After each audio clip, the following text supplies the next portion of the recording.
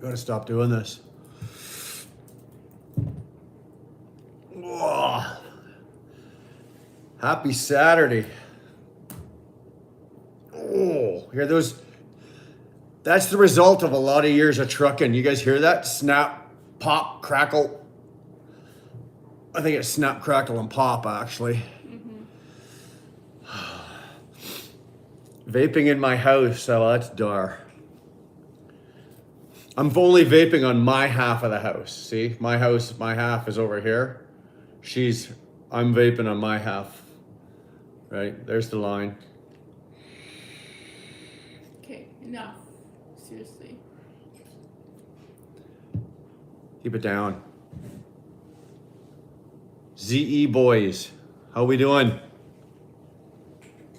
Oh. I can't get comfortable. I need a new chair. I'm gonna start doing these in my recliner. Johnny, how we doing, brother?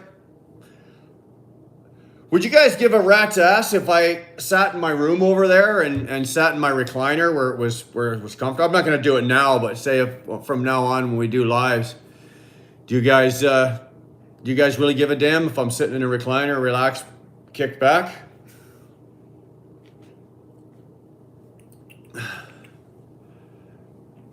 Getting better with the COVID, I heard.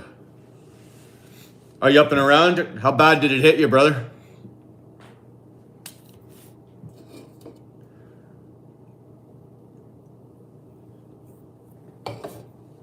Ay, ay, ay. So, what do we got going tonight? We're comfortable. You should be comfortable. You know what, C. Taylor? I like the way you think. Bad enough, been out for about 5 days now, brother. Madame Smith, how the hell are you? Frenchie, glad you're here. Sit where you want. Well, yeah, if I want to sit where I want, I'll go sit in the bathtub. Mm-hmm. Dar's like, yeah. All right, I think maybe on the next one. We just had a bunch of renos done. And we've got like dining room table and everything like that, but we don't have any proper dining room chairs. And this is what I'm sitting on right now. I'm actually sitting on one of these old collapsibles. I mean, after sitting on one of these things for an hour talking to you guys, my ass feels like a beat to crap old bag of Bugle potato chips after 900 miles. I'm telling you. Oh, so. Yeah, I'm thinking maybe next time we'll go sit in there. It'll be nice. Come spring, or actually come summer, we'll do them out in the backyard. We'll get the fire going, get the fire pit going, and just sit out back there, and we can do it out there. Oh. So what do I want to talk about? I'm going to list off a bunch of crap. Couple of topics. We're gonna blast these off, and then after that we can talk about whatever you want. I'm sure the conversation will get creative. Beans is at home. We are doing our full resets this weekend, so he's gone home for the weekend. He lives just outside of Toronto.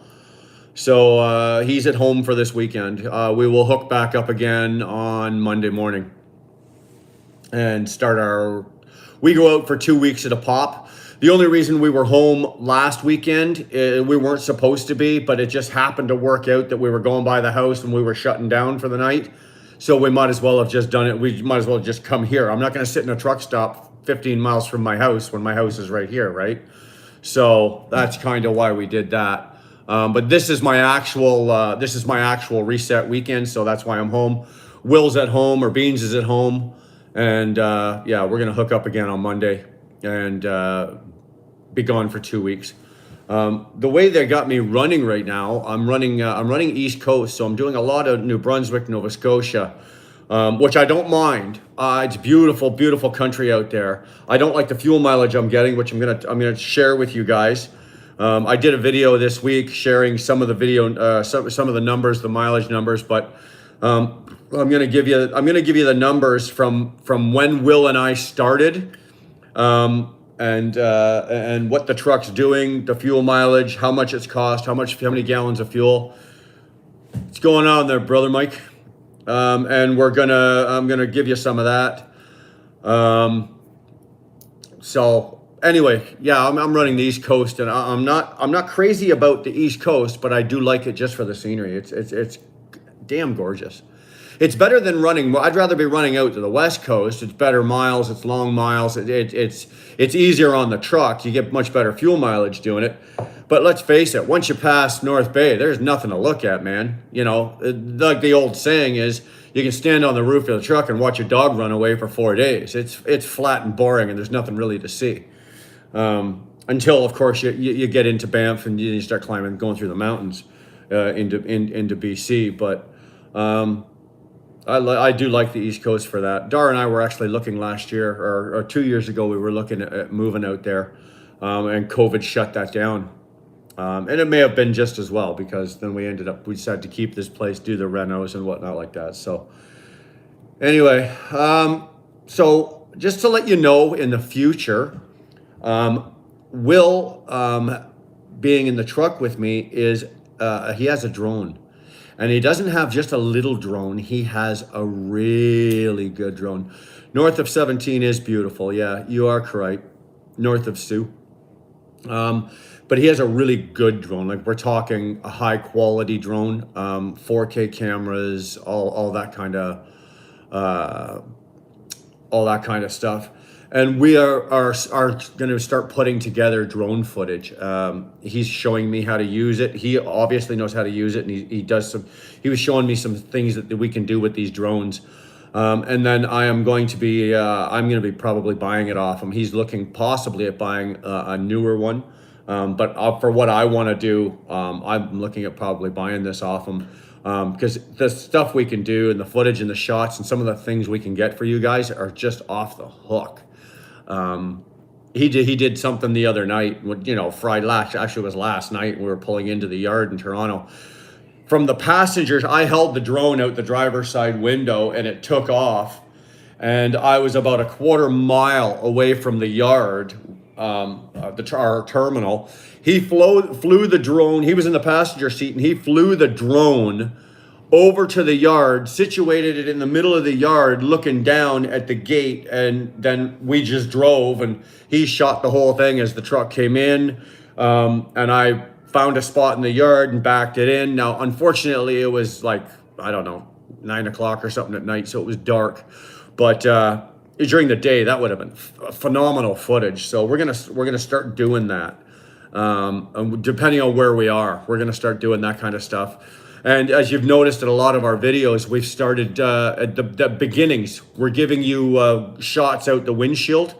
That is wherever we are. So if that day we're in Nova Scotia, that footage is that morning in Nova Scotia. If we're in New Brunswick or Quebec or Ontario, wherever the hell we are.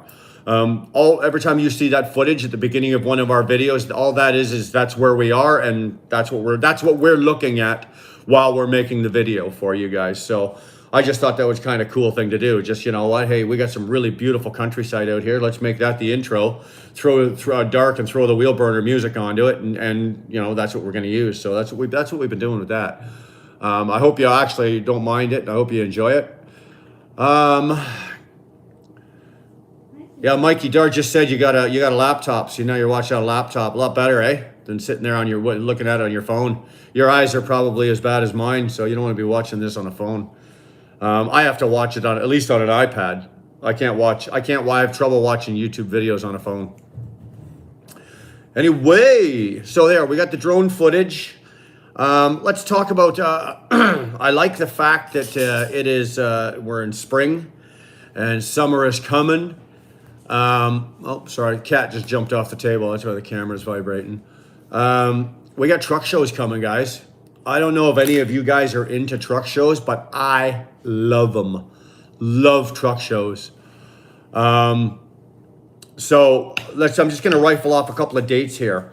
And Dar and I for sure are going to be at 3 of these. Okay. April 21st to the 23rd is the Truck World Show. That is the big one at the International Center in Toronto. We are definitely going to be at that one. July 15th is the Great Canadian Truck Show, and that's the big one in Grand Bend. We are ever the romantic. Dara and I are going to spend our anniversary at the truck show in Grand Bend. So yeah, that's, it doesn't get any more romantic or sexy than that, eh? So guys, if you're looking to do it right, take your woman to the truck show on your anniversary. How did she just my comment on the thing? Patty, you missed the comment. Sorry, not gonna happen.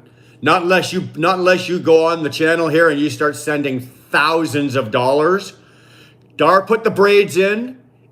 She wouldn't let me see. I turned around and took one look.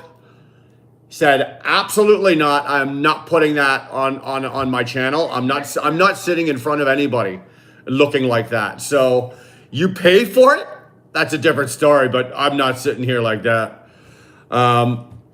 Sounds like a romantic date for an anniversary. Hey, you know what?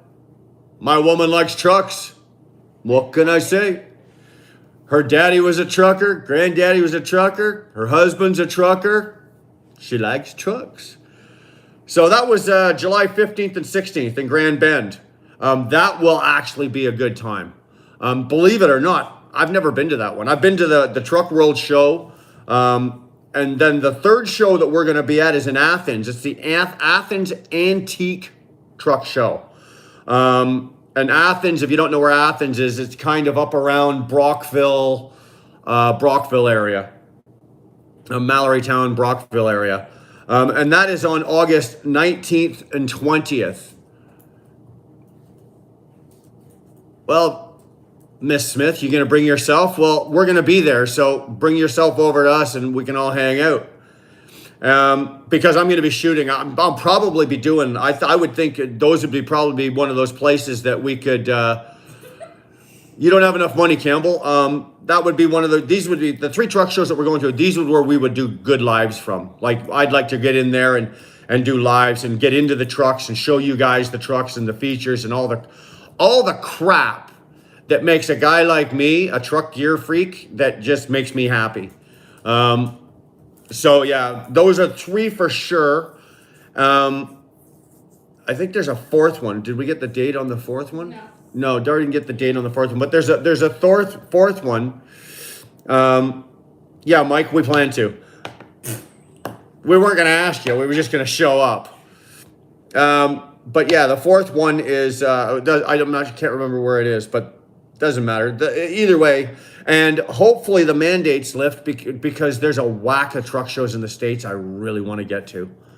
And some of them are big. I'd like to get out to the big one that's at the Iowa 80. No, John, the Fergus, they stopped that a few years ago, unfortunately.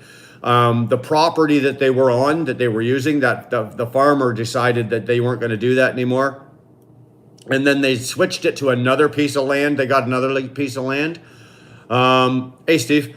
And I guess it didn't work out. So the Fergus Truck Show, after all those years and after all those successes, shut down. And that's a shame because it really did really well. And we used to take, when the kids were little, because we lived down in Waterdown at that time. So it was nothing for us to run up there. It was under an hour. And we used to take the kids up there and make a day of it. The kids loved it when they were little. So yeah. So unfortunately, no, Fergus is not there. Iowa 80 is going to be fun. You know what? It's funny as hell. Last year during the Iowa 80, the truck show that was at the Iowa 80, I was unable to go to it, but I drove right past it. I was on the 80. I was going out into Nebraska, and I was under the gun. If I would have had at least, I don't know, an hour to spare, I would have probably pulled my truck and at least done a quick walk around and checked it out. But from the highway, it looked amazing. But I couldn't do it. I was actually on the phone, I think, with Jeremy, and I was saying like, "Holy shit," But so I did not see it. This year, if I can get across. I'm almost tempted to put myself in a crate and UPS myself, just punch some holes in the crate and do whatever I got to do, and mail myself out to the Iowa 80 if I have to. I'd like to see that one. Steve Bruce wants to know where the August one is. August 1 is in Athens, Ontario. It's up, I think it's between Brockville and Brockville and like Mallorytown, Brockville area up there in Ontario. It's Eastern Ontario.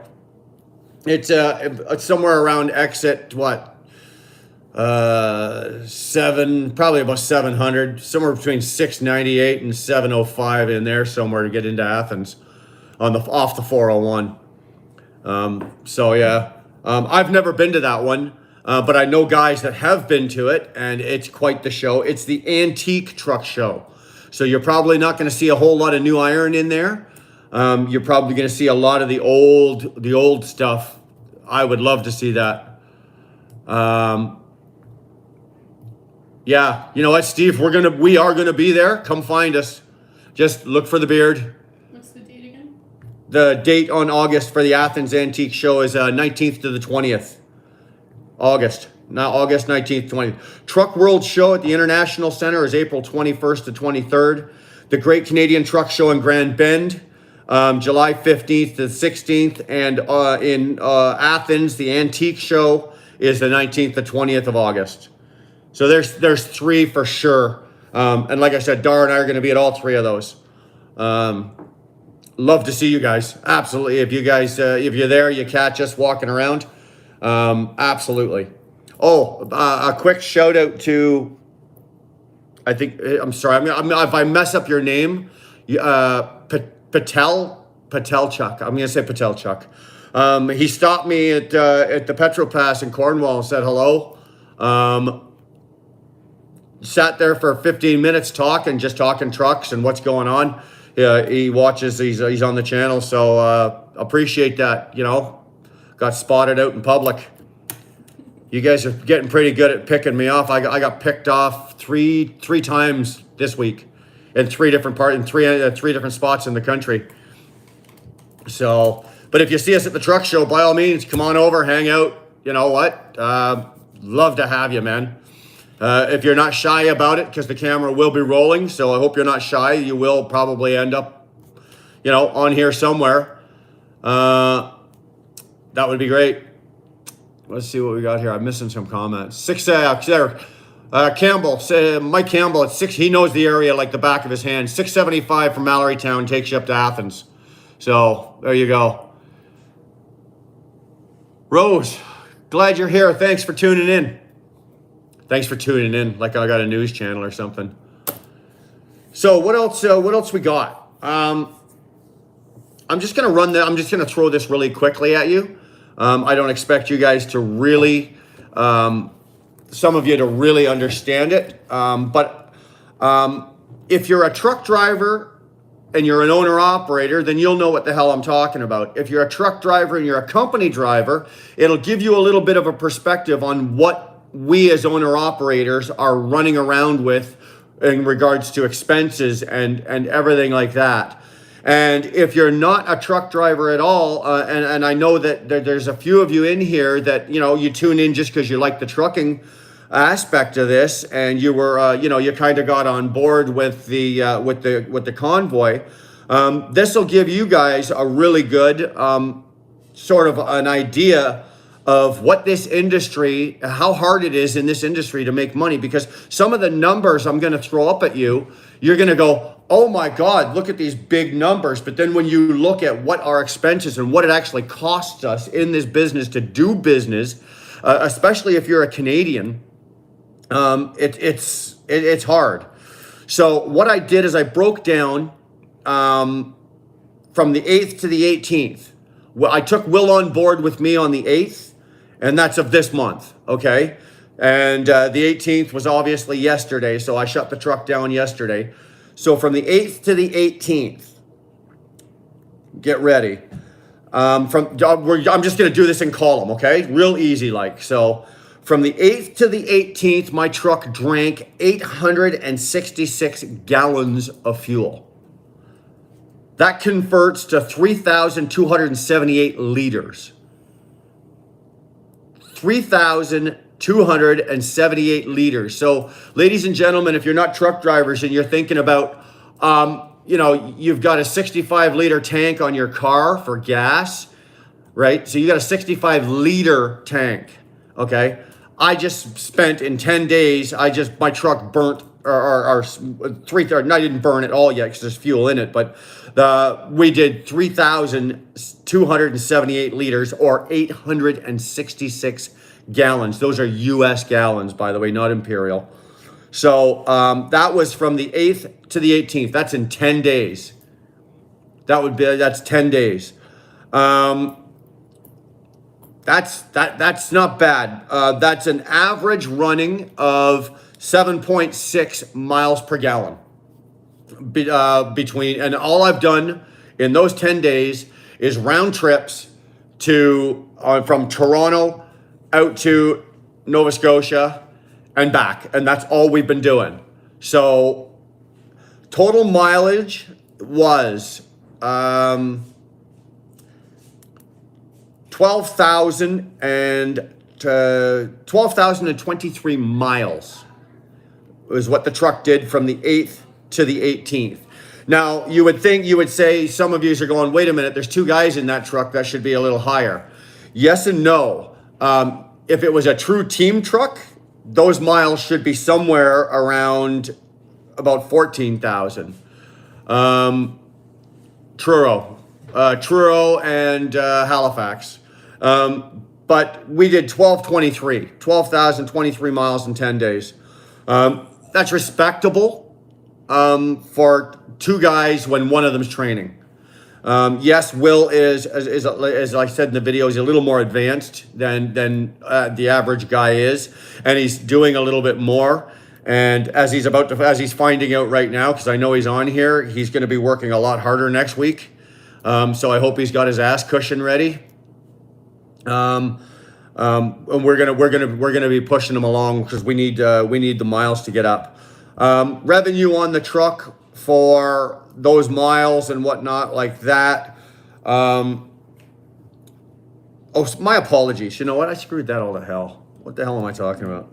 It was 12,023 kilometers, which converts to 7,374 miles. That's why I was thinking it was so low, and for 10 days. So on the training, blah, blah, blah. Revenue on the truck on 7,300 miles is $13,653. That's what the truck made. Now, $13,653 is what the truck made.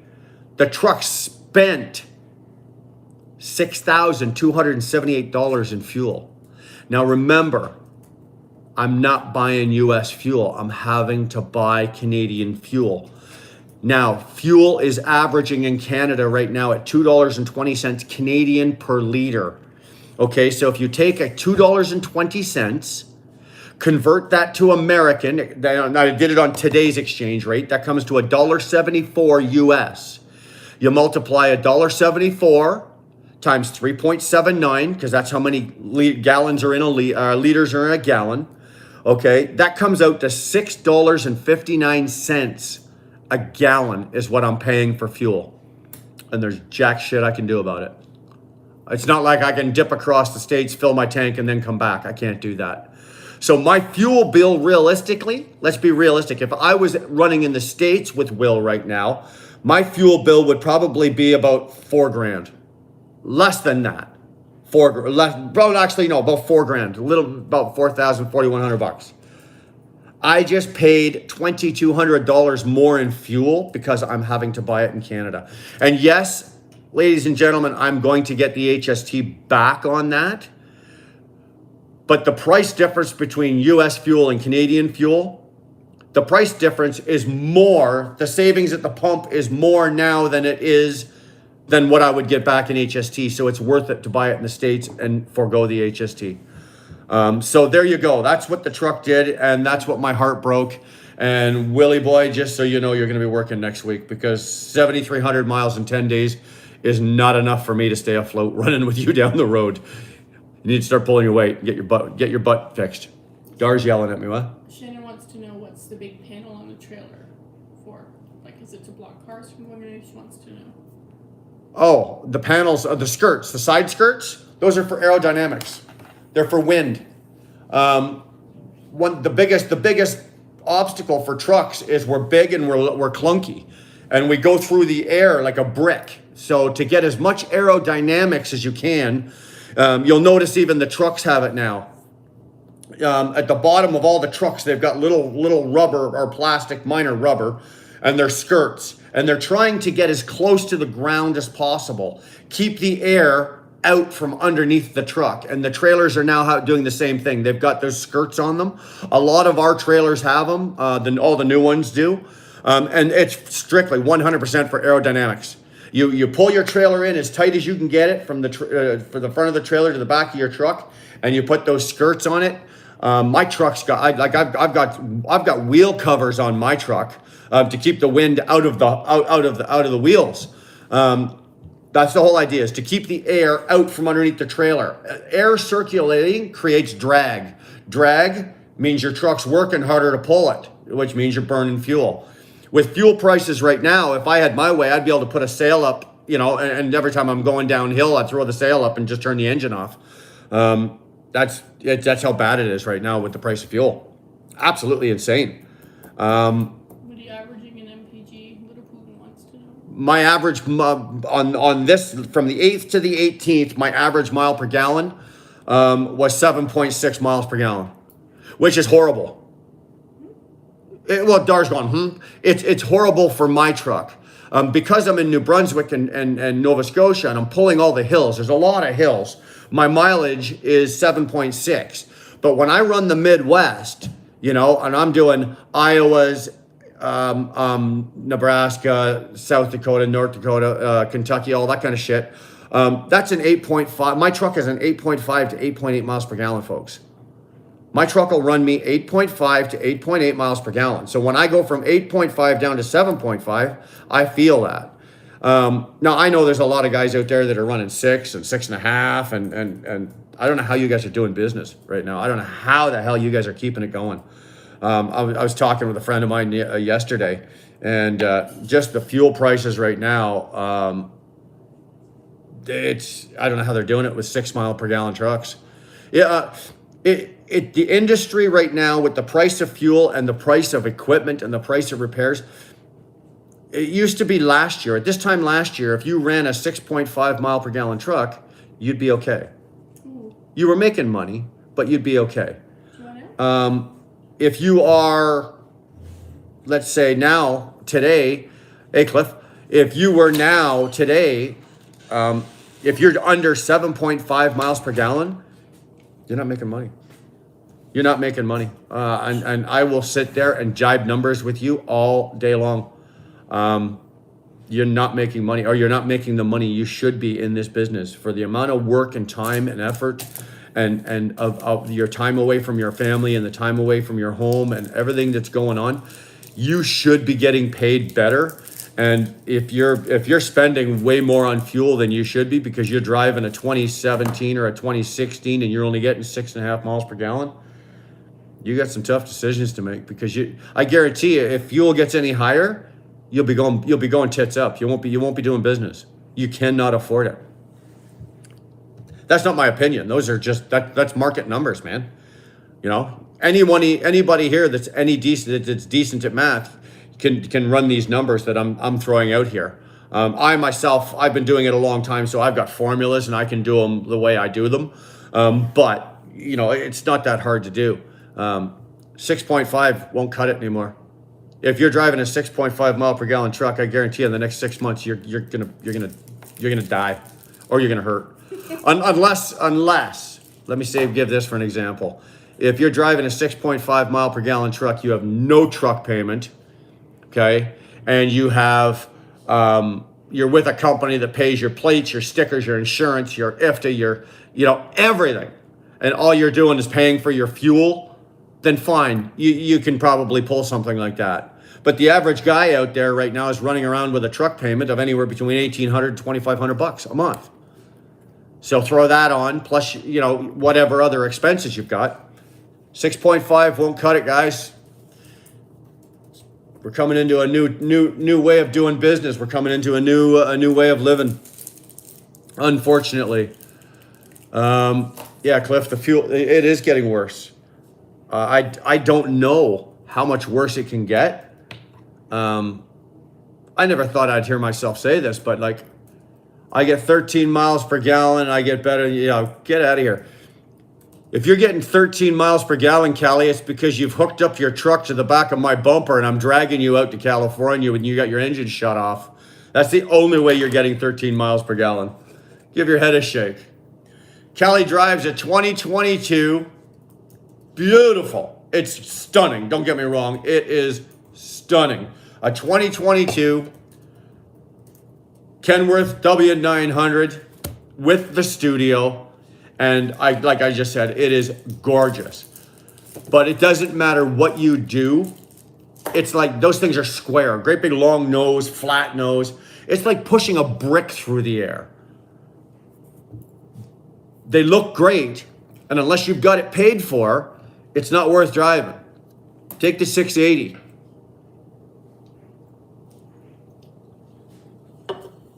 And of course, Callie drives it.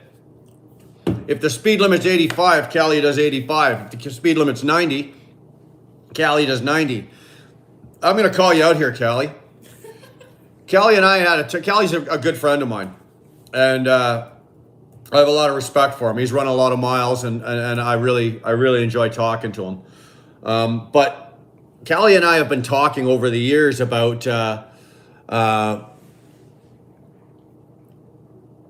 yeah, Mike, hold, give me a sec. Let me finish with Callie. But I've been working with Callie for years about his speeding and his gear ratios and the fact that he's going to California and he's always taking a headwind and his truck's getting 5.5 miles per gallon and his fuel bill is, I won't tell you what that is. I can pay 3 of my mortgages a month on what he spends in fuel. It is crazy. So... But every time we have a talk and I show, okay, Callie, you need to run your truck at this speed, this RPM, this gear, da-da-da, and this is how much money you'll save. And then he does it for a week and he saves a fortune. It works.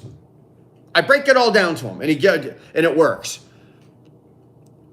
A week later, I look on Facebook and there's a picture of Callie's speedometer and his tachometer, and he's running across frickin' Vegas or Nevada or something, and it's at what 1,700 or 1,800 RPM, and he's doing 85 miles an hour, and he's at the top of the screen, 5.4 miles per gallon. My God, boy, slow the F down. Nobody's in that big of a hurry to get their apples. Anyway. What is Campbell? He wanted to know, can you break down really quick the take-home pay of the average van hauler with your quick Brian math? What do you mean, like the average take-home for like me as an owner-operator, Mike? Or what? It makes a difference. Yeah, the take-home on what I take home and the take-home on what, say, a company driver is certainly different. I don't need quick Brian math to do that.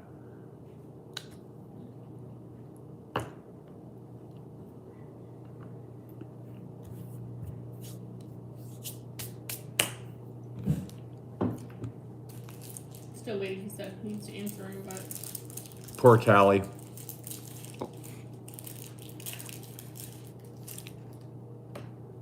not your money, he says. Are you getting comments and I'm not? No, he's writing me personally. Okay, well, either way, Rudy Diesel 207. Yeah, I paid what did I pay? $215 in Cornwall yesterday. $215 in Cornwall at the Petrol Pass in Cornwall. I paid $234 in Moncton. It's pouring rain here right now. But it's like It's miserable, Cliff. What?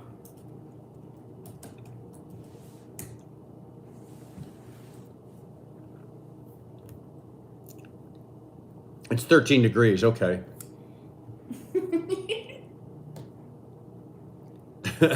Rim Kelly up. He needs it. Yeah, he knows. Johnny. That's what we're eating, buddy. That's my cousin John. Johnny, say hi to Mike. Campbell's on here too.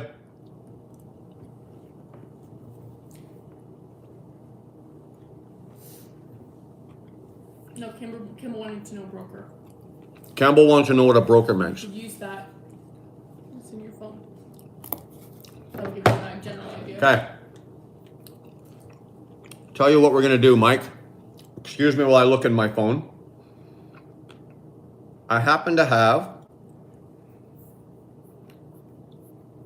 a pay stub from an owner-operator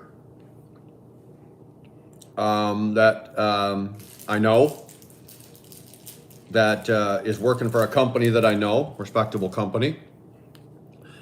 And the owner-operator, he got paid yesterday, and this is his pay. And the guy ran 3,100 miles. Okay? Even, believe it or not. When does that ever happen? 3,100 miles. Revenue on the truck was this is for 1 week, right? 3,100 miles. Revenue on the truck was $4,772.25. His fuel surcharge coming back at 54% was $16.77. Ontario fueling discount, he got another $140 back. He spent $2,400 on fuel, but with the rebate and everything, he actually only paid $751.60, which is excellent. He paid $58.83 in DEF, HST on the DEF, blah, blah, blah. At the end of the day, his net pay after all expenses for the week was $3,822.23. For what? For 1 week.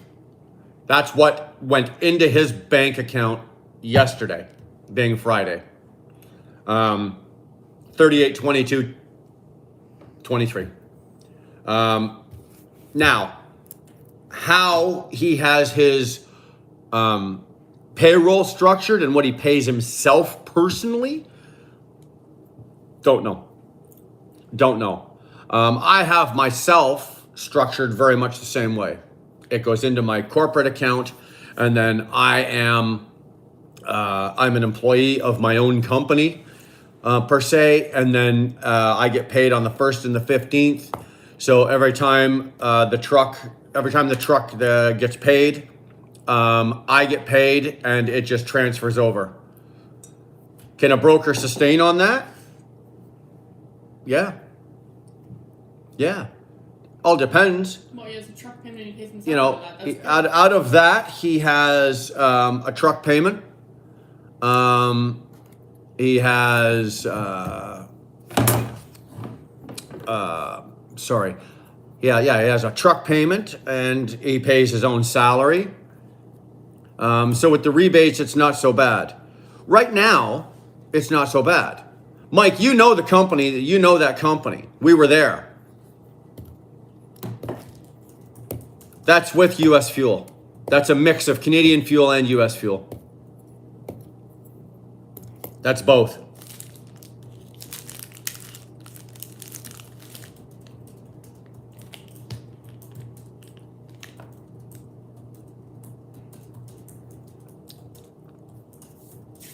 With the numbers I just gave you guys with my truck, because I know for a fact that the truck that guy's driving is only getting 6.5 or maybe 7. If that was my truck, I'd have taken home another $1,000 on that check. That's what I would have taken home, because my fuel mileage is that much better.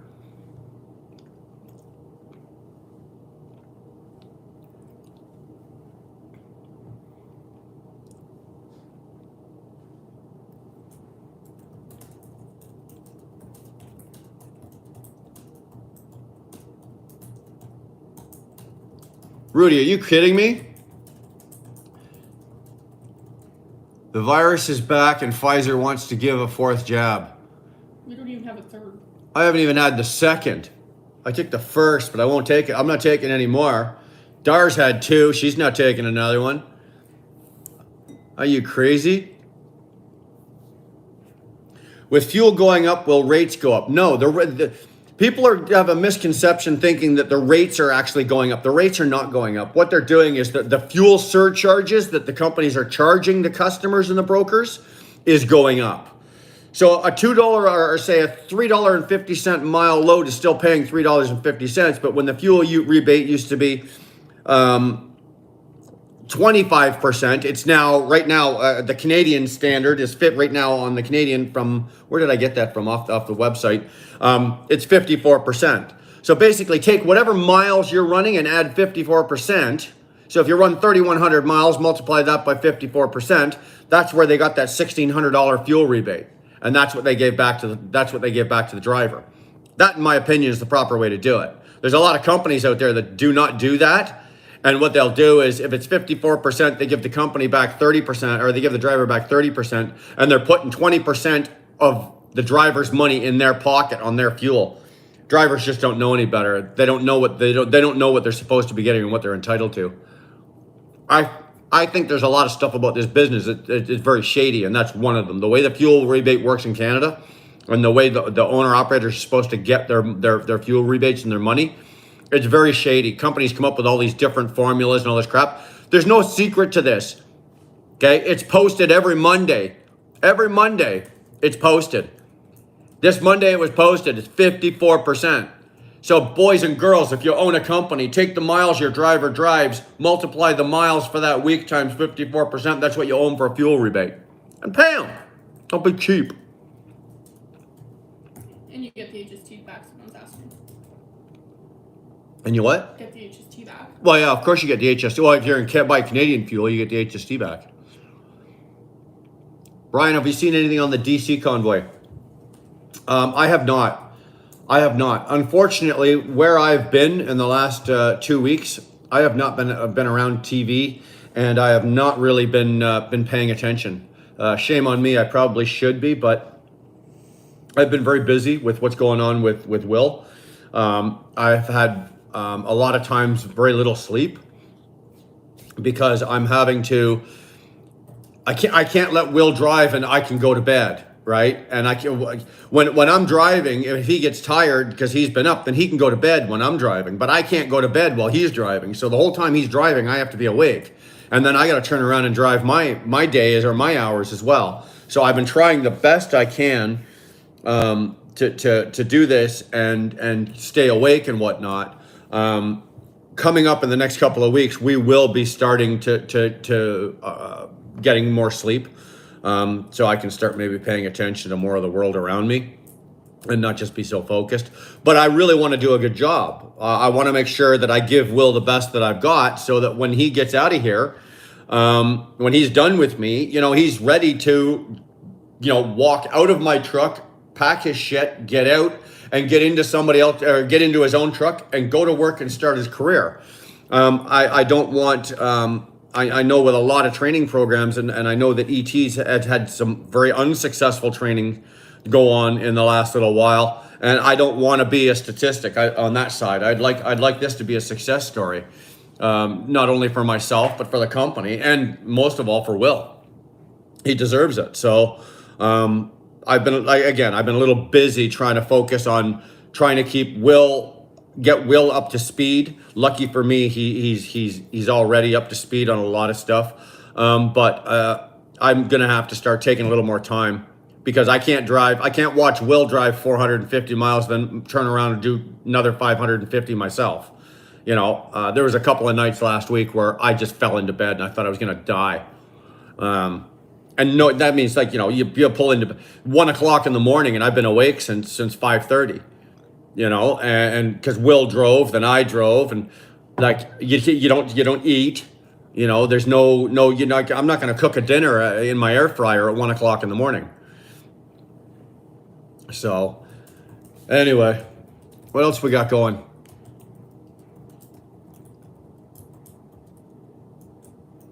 You guys get off the beard. Hey, Stace, Where are you at?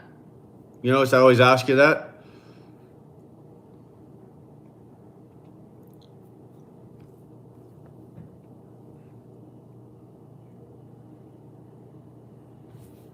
Hold Yeah, on. two good We got questions. something here.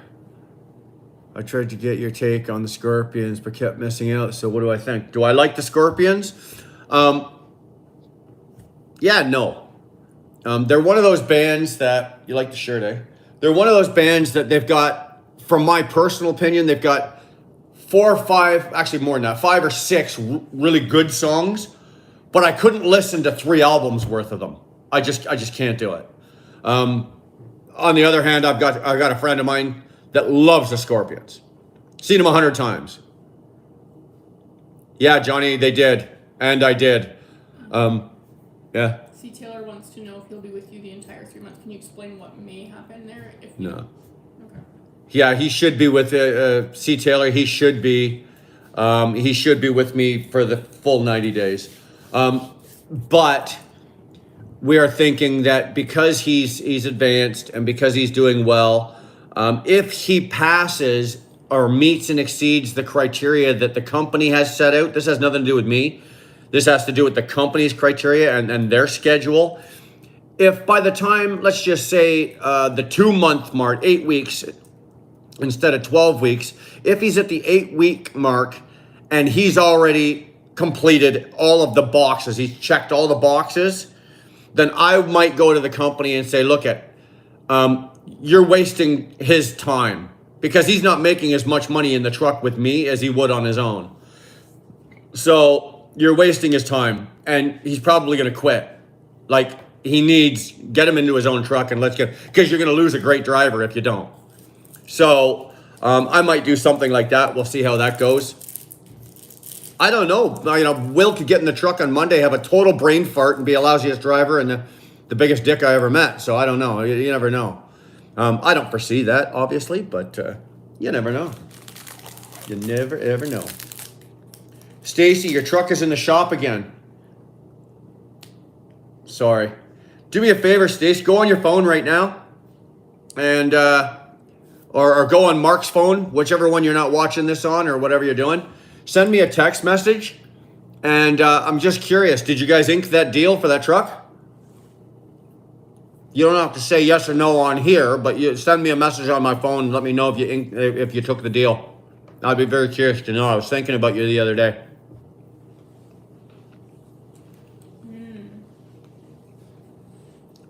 Dar's like, I wasn't thinking about Stacy. I was thinking about Stacy and Mark. I was thinking to my wine. Oh.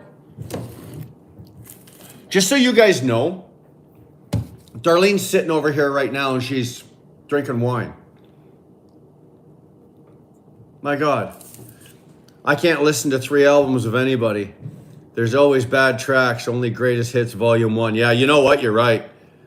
I think the only band that I could listen to, actually Metallica, I could listen to pretty much all of their albums, beginning to end. GNR, same thing. That kind of stuff like that. But yeah, like Scorpions, no. Def Leppard, no. Like a lot of the Megadeth, I don't think I could listen to 3 albums of Megadeth.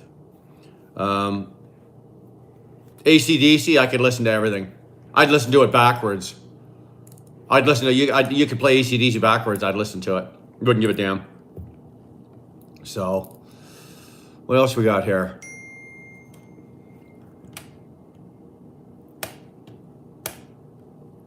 That was your ding, Stacy. That's what I'm looking at here. Okay. All right. Okay. Gotcha. Drinking beer. Cheers. Johnny, love you, brother. Miss you like hell, man. Love you so much. Very proud of you, buddy. That's my cousin, John. He's up there. He's up at, I think where is he? He's up in Lab City. Drinking beer in Lab City. I've drank a lot of beer with that boy. Drank a lot of beer with that boy back in the day.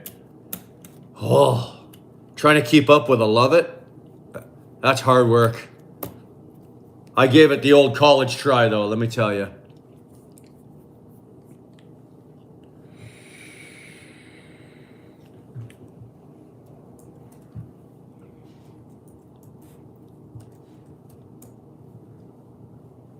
Rock You Like a Hurricane. It's the only one I can actually. Then don't tell me if you, Greg, if you dare tell me that Wind of Change is your favorite song, get off my channel. I'll never talk to you again. Okay, folks, Susie's here. Get the party started. The Susie Q Lot Lizard is here. I don't know for sure, you know. Who's Lot Lizard? Golden Earring, Led Zeppelin, Pink Floyd, You guys make me feel so young. Deep Purple. My wife's sitting over there going, you guys make me feel so young, or so old. Oh, young, because you guys listen Golden Earring, I don't mind. Zeppelin, again, another band. I can sit down in the morning and start driving, and on my iPod or on my phone, start at Zeppelin 1 and hit play, and run everyone. Beginning to end, top to bottom. No problem. Zeppelin I can listen to.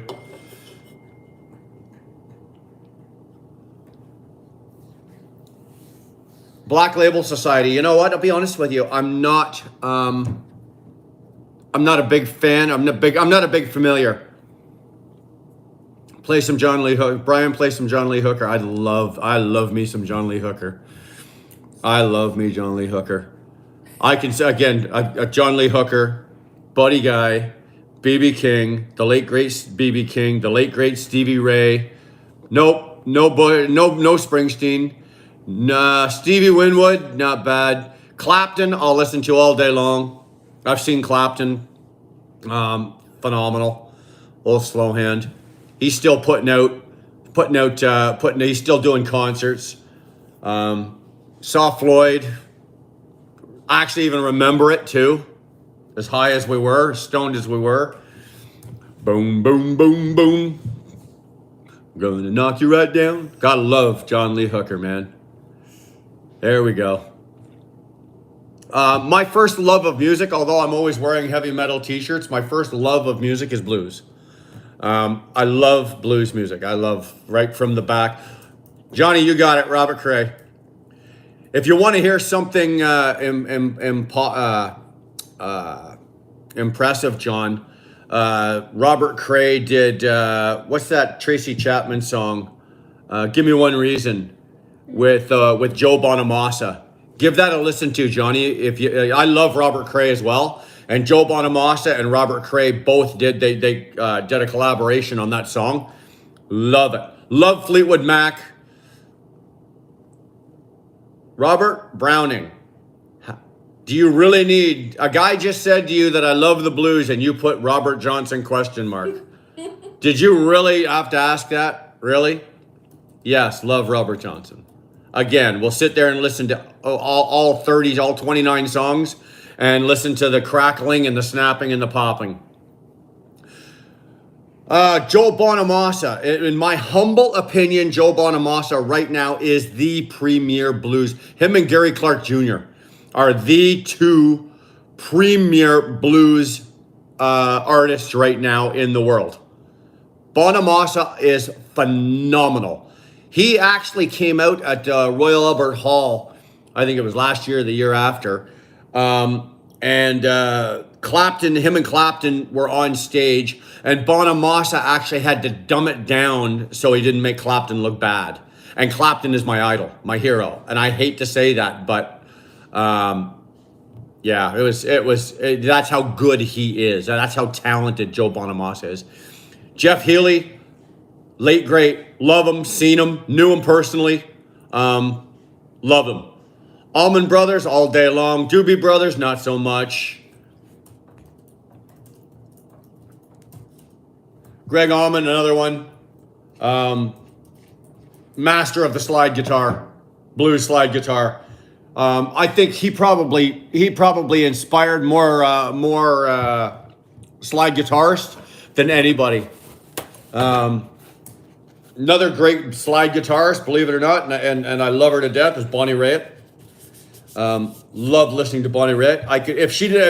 She's a pretty good singer too.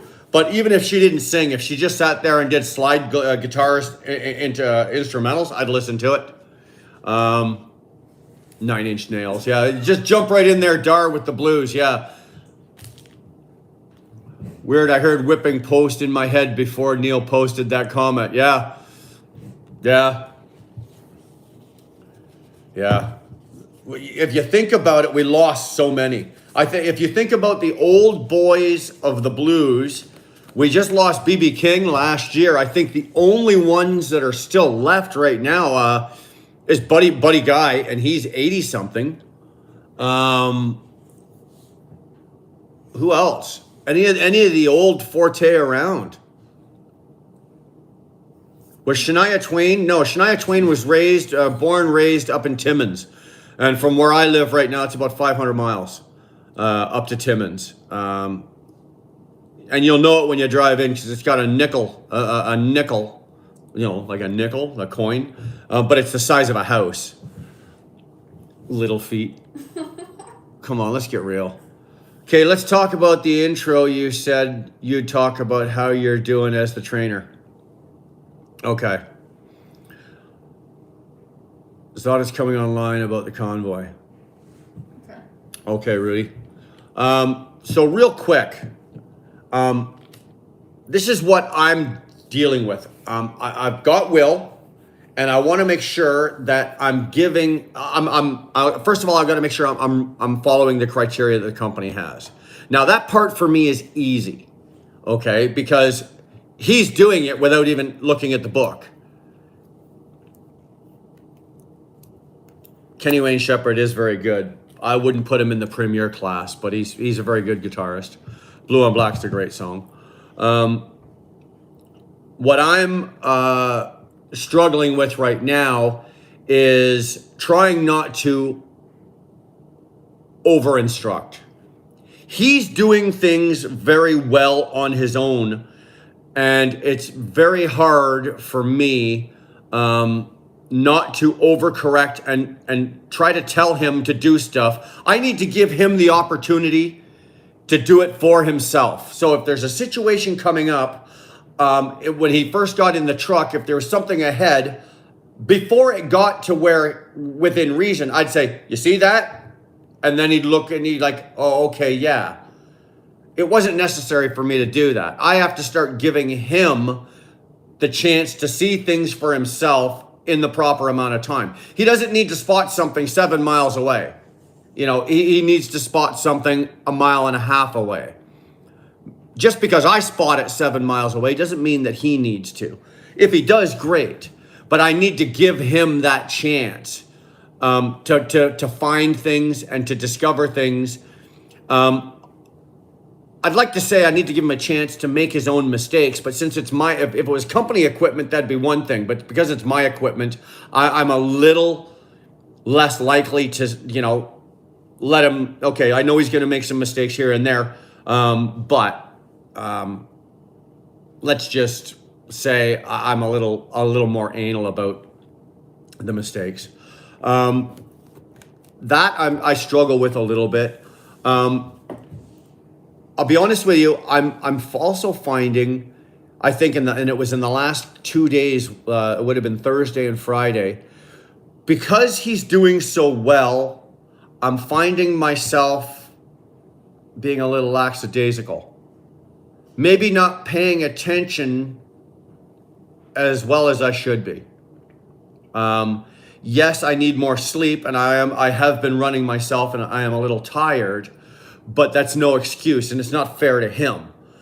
So I've been noticing that, especially like I said, Thursday and Friday, because we were just driving 401 or the 20 or whatever, and it's pretty much a straight line, I've been kind of just maybe playing on my phone a little more than I probably should have, not giving attention or maybe seeing things on the road and pointing them out.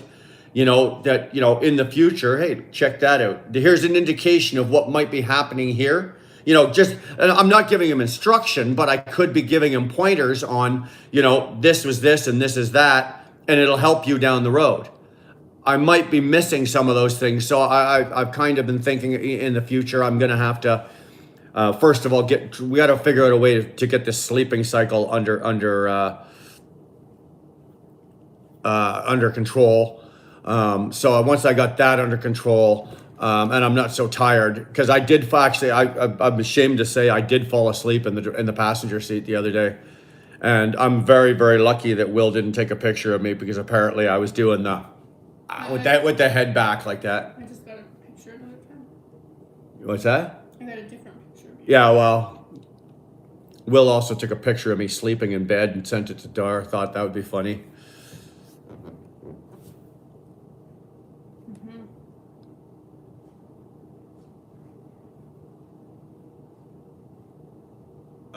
Brian, when you first started out as a truck driver, did you feel a little intimidated because you had, sorry, because you have to be pretty confident about such a big vehicle with everything to learn.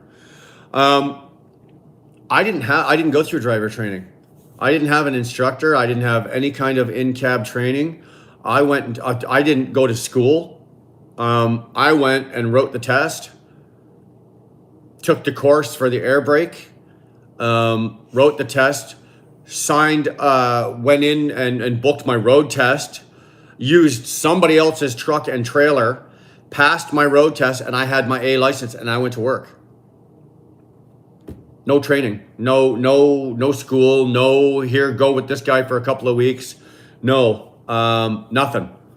So, I like the way it's set up right now. I wish I had what guys had today. I know that other guys like I was talking to Campbell here about it the other day. Actually, I think it was today.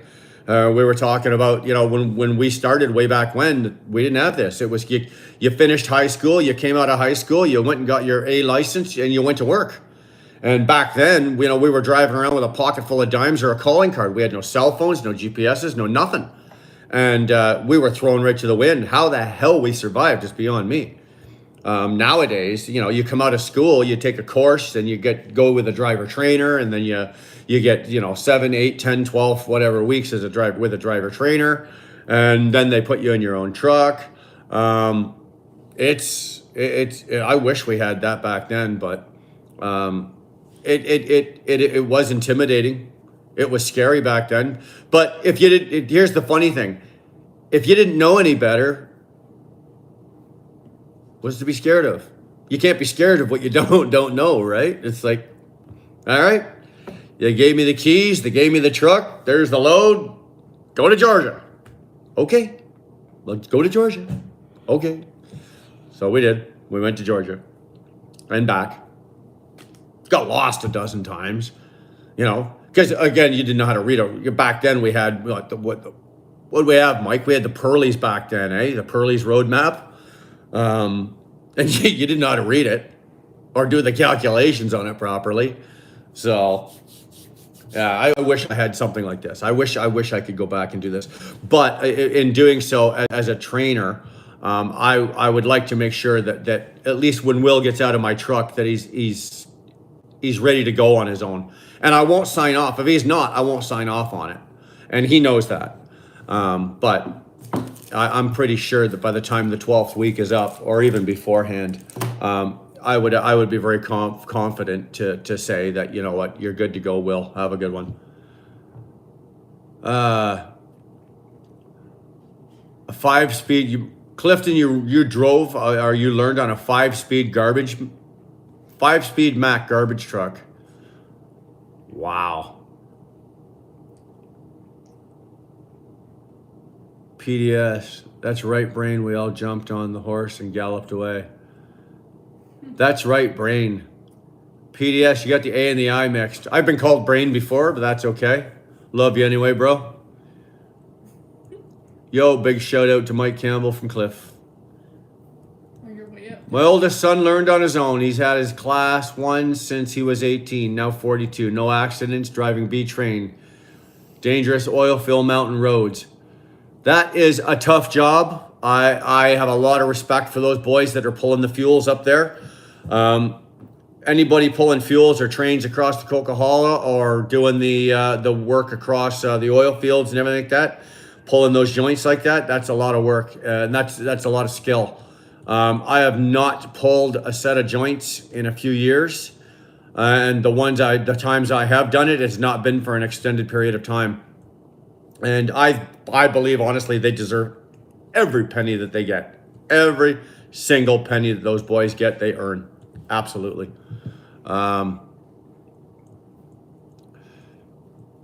Will is fortunate to have a man with your personality, insight, and experience. You know what, Sue? You're right. He is. You know what? All I'm doing is I'm trying the best I can to break it down in the simplest terms to him, and just pass on the best of what I've got, and that's all. That's all. Hopefully he's enjoying it, and he's able to just take what I can give him and go with it. But like I said, he's doing very well, very well. I'm very pleased with how well Will is doing. So.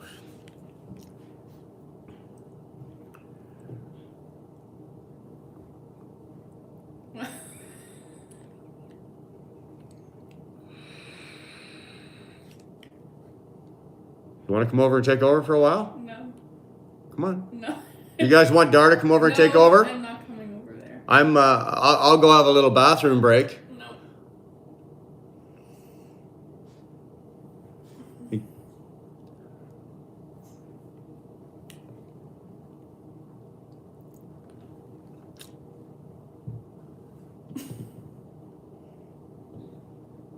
There we go. See, they're calling for Dar. Everybody call Dar. Everybody call her out. You know how I can get Dar to come over here? You know how I can get you to come over here? How? Bye. No. You got an empty screen. I'm not gonna go over See there. ya. Now you're letting them see your whole Bye, kitchen. Dar.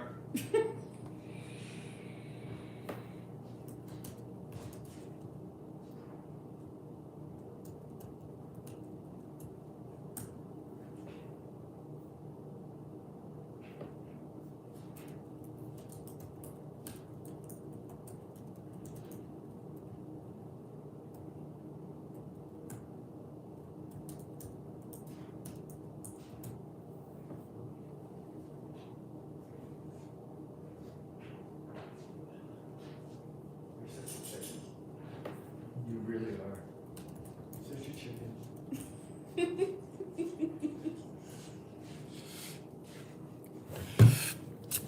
I had to go for bathroom break anyway. Oh, I'm coming back. What do you think? I'd leave you guys hanging here? Now, mind you, you really don't need me at this point. Dar's over here. She's chatting away. Yeah, Susie, when are you going to come look at it? You can come see it in person anytime, you know. When maybe she gets more followers, yeah. Yeah, I just got schooled, didn't I? She called my bluff, didn't she? I had to go to the bathroom anyway, so it worked out, but I could have done it. I was actually going to turn the camera around and not even tell her, but anyway. So, we've got some truck numbers, we got some Toblerone, we got some vape. Dar's hijacking the channel. I got some wine. Dar's drinking wine. I'm drinking. I started out with Coke, and now I'm gonna try this. This is the hell is this shit? That's Will's. This is Will's. Sorry, Willie. I'm drinking Will's Pepsi Zero. I don't think I've ever had it, so I'm gonna try it. Will snores louder than I do. That boy can move. That boy could blow the windows right out of the truck. When he's sleeping, he has to crack a window, or he will. The pressure inside the truck will blow the windows. You're funny, Susie. It's a PG show. Remember that. Well, I don't know, Mike, if it's good or not. I just opened it. I'm about to tell you.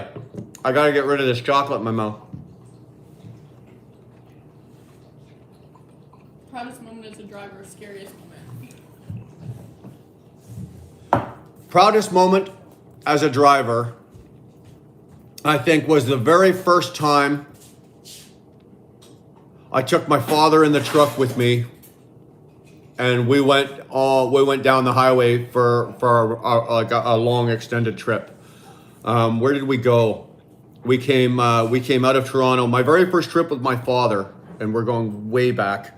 I think it wasn't even a long one. I was doing beer runs for Molson's, and we came out of Mississauga, and we had a pedal run of, I think, half a dozen beer stores all the way up through Northern Ontario to Thunder Bay and all the way back. So you'd go all the way up dropping beer and then all the way back, coming back at all the same stores, picking up all the empties. And that took 5 days to do. And one of the proudest moments was the very first time I took my dad in a truck and I went down the road with him. One of the scariest moments, well, you're it, Campbell. You are one of the scariest moments. No, remember that? Ladies and gentlemen, if you ever have a chance to follow Mike Campbell through New York City, don't do it, okay? Because there are truck routes, then there are no truck routes. And Mike, we decided we were going through a run through New York City, and Mike's going, I know the way. And Brian very stupidly went, I'll follow Mike.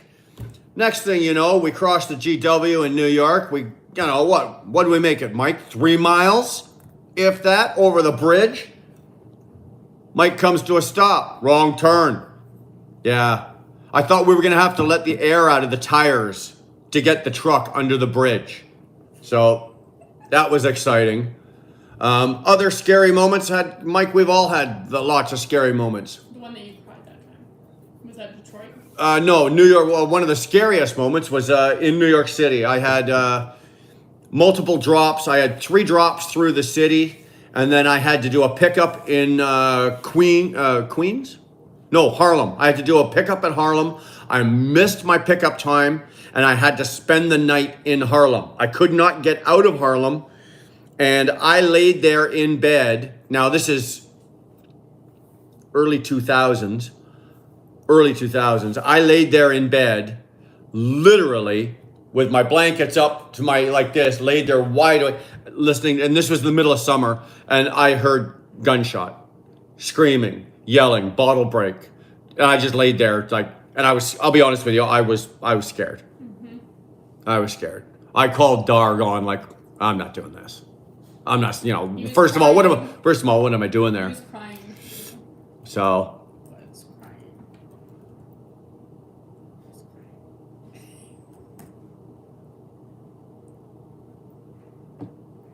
What? Okay. I wasn't crying. Hey, did somebody call me? Look at this. Look at this.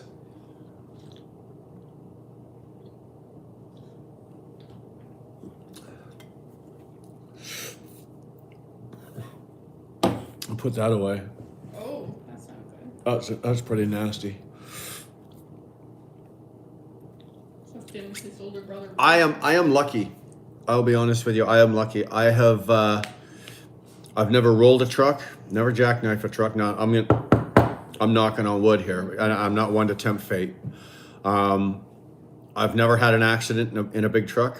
I've never done significant damage. I've had, I think, 2 fender benders, whereas one where I backed my trailer. I was backing in, trying to get it around and do something, and very slowly I backed my trailer into a parked car, causing a little bit of damage, but that was nothing. And I've been forced off the road in a construction zone and had to go through a row of pylons, doing some damage to my truck. But would you ever buy a second truck asking for a friend? I probably would, but I don't have anybody reliable to drive it. So you can't just buy a second or third truck and just put an ad on Kijiji for a truck driver. If I'm going to spend $120,000, $130,000, $140,000, it's going to be somebody I know, love, and trust.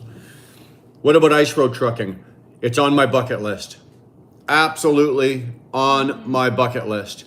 I've been telling Dar for the last 15 years. I want to go up to. I actually, when that show first came out, that ice road trucking show, I applied along with frickin' 75,000 other people, and I got a response back. We got a letter back, just basically saying that they're overwhelmed with applications and this and that and the other.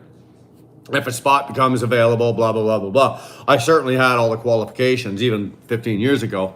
Yeah, I would love to do it. I would love to go up there and just do it to say that I've done it. So yeah, no, I've never done it. If you've ever done some ice road trucking, that is super cool. That is super, and you have my respect. That's got to be a little unnerving listening to that snap, crackle, and pop going on underneath your tires. Yeah, it's something I want to do. Definitely want to do. Don't know if I'll get the chance. I'm running out of time. My trucking career is slowly winding down. I'm on the downhill, going down for the retirement, getting ready to close this out. I've only got limited amount of years left.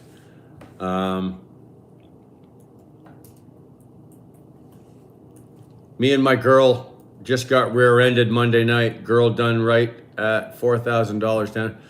Well, for a minute there, I thought you said that you rear-ended your own girl, and that's a personal problem, but I'm glad it's worked out. Nobody got hurt, right, Cliff?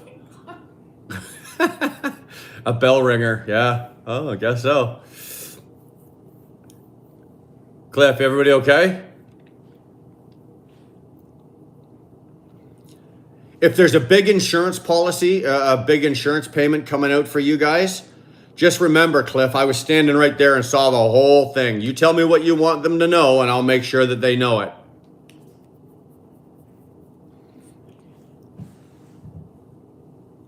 Cliff has a baby in the future, sorry.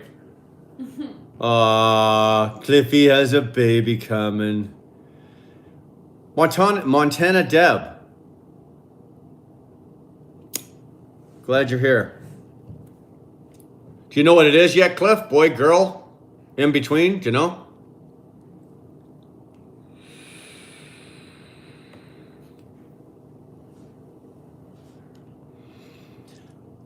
Okay, we got Montana Deb here. People's Convoy's holding strong. Deb, somebody asked me earlier about this, and I did not have an answer. I'm assuming that this convoy is still going strong, and that, but are they getting the result that they want, is what I want to know. We can't follow the news in Canada. The Canadian news media up here is not covering jack of this. Diddly. So it's hard for us to get information, and what information we do get, we have to take with a grain. So if you've got information, or if you know, or if you're there, or if you're whatever, are they getting the results they want? Are they, they're meeting with congressmen. Well, they're doing a whole lot better than we are, than we did. At least they're getting their meetings. They're getting the face-to-face. Good. I truly wish if I could cross the border, I would take the time and I would go down and hang out down there. I would go with them. I really would.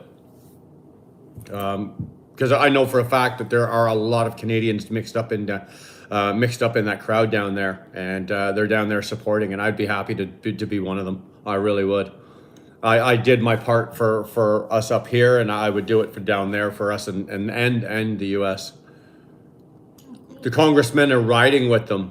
Oh, well, Deb, if you can get hold of one of those congressmen, tell them to talk to Mr. Biden and drop this damn border mandate so I can cross the border. Oh, hold on, we got something good there. But I don't think there's many results. The cracks aren't weak into good, if you know what I mean. There isn't much information coming out about it. The result is the fact that they are still doing it. Keep on trucking. Absolutely. Yeah, I knew that Ted Cruz was riding. I saw a couple of interviews that he did. He is all on board for this. But Ted Cruz is pretty cool. He's probably one of the few U.S. politicians that I actually like and I can listen to. Scariest moment, a car pulled behind my trailer at an overnight rest site. I got my hammer out and went to investigate. Two guys bumming. Oh my God. Two guys bumming in the back. Shit me pants right back to the cab. Were you on 81?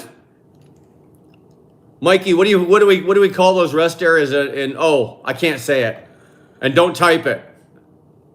Don't type it. The rest area is on 81 between Syracuse and the border. It's Oh. it's obscene, but it's what we call it, right? All of those rest areas. Oh. The initial CS Alley. I won't say it because there's people that don't want to hear that kind of language, but Oh. you got it? Yeah. Yeah. CSA. There you go. See, Mike knows it. CSA. That's Mike's stomping grounds there. He's up and down the CSA all day long. Every day. He's either going north or south on the CSA.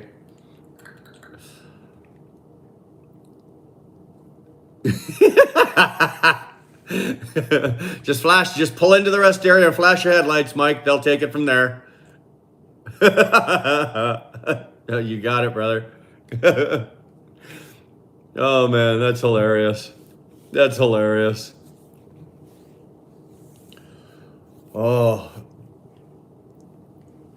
Canada sent the People's Convoy a Canadian-American flag. I saw a few of them, actually. Where did I see that? Actually, I saw one here in Canada. Will and I saw it when we were on Highway 2 in New Brunswick there. Oh, no, all free. Well, I don't know. I wouldn't know. Yeah, funny enough, we saw one. Way of the road, boys. You got it. Happens on the road, stays on the road. You know the old saying, keep the wheels on the ground, the roof under the bridges, don't take nothing home to mama the ditches. So just especially if you don't want to be murdered. behave yourself, yeah. And if you're like my wife, if you don't want to be murdered. So you guys heard that, eh? My wife just threatened to murder me. Like, you heard that. I've got 70 people here listening to this, right? Favorite truck I owned.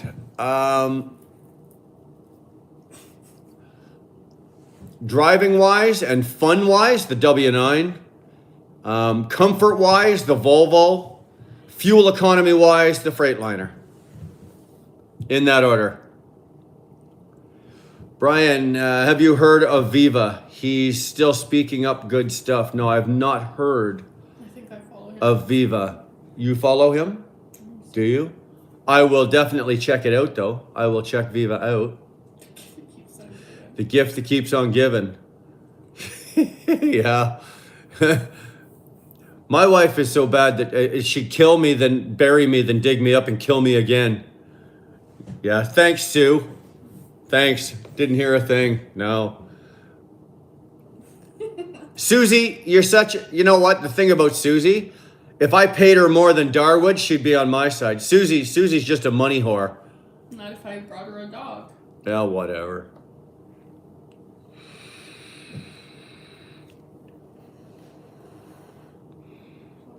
Yeah. Oh, well, guys. I just, again, you know what? It's Saturday night. Thanks for hanging out with us here tonight. Canada and America share the same political enemies. I agree. I think that although, and without trying to sound political, the Tennessean, Mike. The Tennessean is my favorite truck stop. Without trying to sound too political, I think that what we see as our enemies is what the government or the media or the money people, what they portray us and what they're telling us who our enemies are not necessarily our enemies.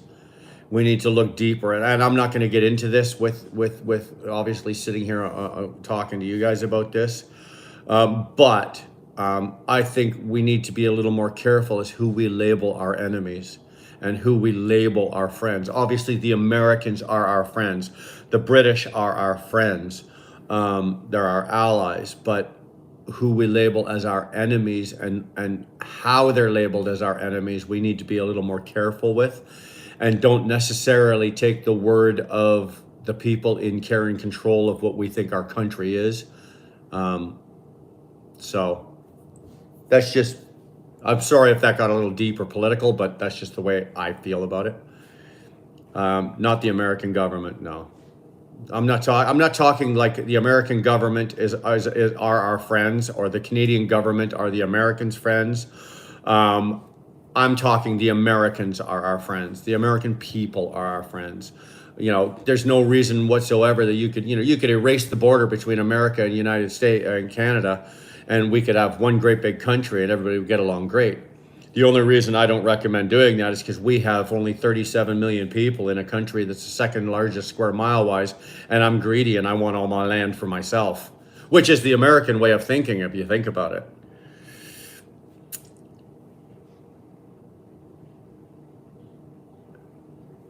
Yeah, Mike Campbell's got another version of it. He's gone into the studio. You guys were asking about this. You guys, because the song sounds good, the Wheel Burner song sounds good, and you've enjoyed it. Well, Mike's now gone into the studio and redone it professionally, full jam band, full everything, and it's being recorded, I think digitally, Mike, right? Digitally it's being recorded. So it's top quality. And it should be ready to go after it's been processed and whatnot, about 2 weeks. Really happy for Mike he's really put some work into this.